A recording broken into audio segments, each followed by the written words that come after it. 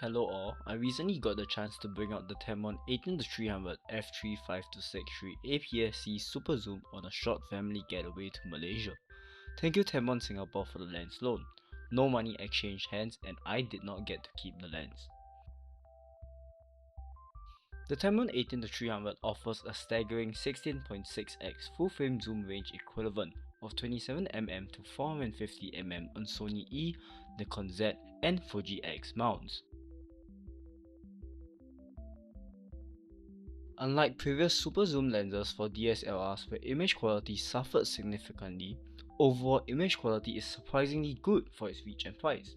Images I get are pretty nice straight out of camera, even at longer zoom distances, with the exception of the effects of heat distortion.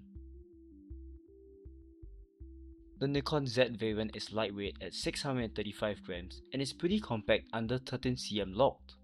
Build quality wise, it is pretty respectable and on par with many other lenses. It is consistent with Tamron's unified 67mm filter size, saving you from needing multiple adapter rings or filters. The lens features a sealing gasket on the lens mount for some level of weather sealing. On the side of the lens, there is a USB-C port for firmware updates and tuning through Tamron Lens Utility.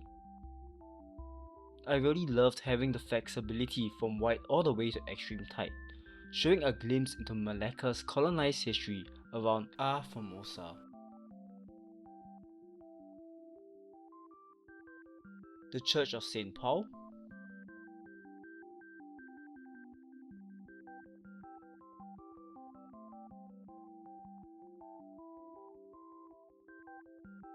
the Maritime Museum,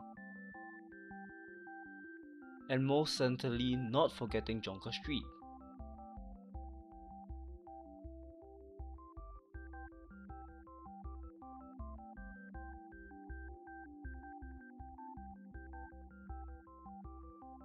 Malacca is famous for its food including cheese bee hoon, salted egg crab and chicken rice ball, which of course the camera had to eat first.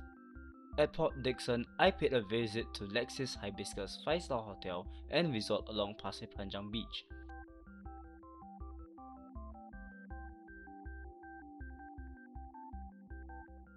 Similarly, the lens allowed me to zoom in and get some shots of the nearby holiday apartments at Bukit Pinang for my apartment. There was a mural close to the apartment I stayed in and it looked so cool I had to take some photos. This lens uses Tamron VXD linear focus drive. Autofocus locks on very quickly with 3D and subject detection tracking on the Nikon Z50II. I tested the lens on some clothes and got a decent shot minus some chromatic aberrations that can be removed in post. Close-up focus was surprisingly good even at 300mm where super zooms tend to lose out. Here I have two ends fighting.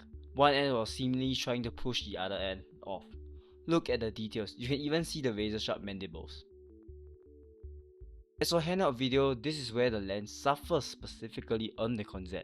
From my own personal experience, Nikon mirrorless cameras perform incredibly well on stills, even at low shutter speeds.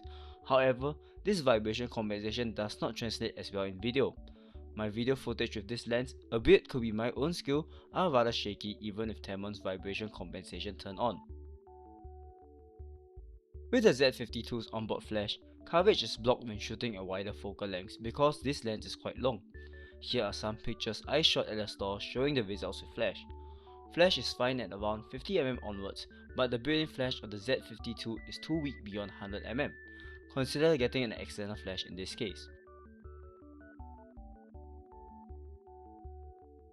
Overall, I think the Tamron's 18-300 is a good all-in-one lens for APS-C. It certainly will not be as sharp as other lenses because of its 16.6x zoom. That being said, it is rather perfect for those who are still trying to find out their niche, giving you ultimate flexibility in creativity.